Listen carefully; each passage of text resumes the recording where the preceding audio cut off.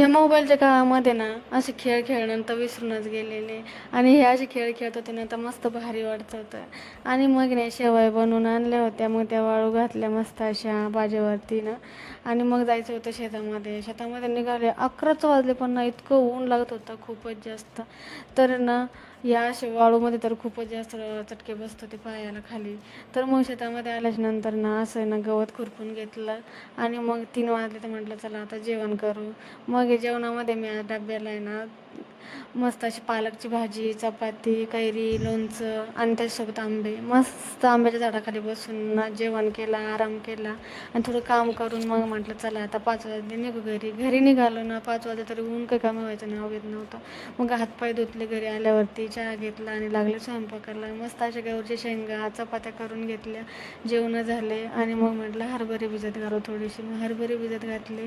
चला तर मग इथंच एंड करते. बाय.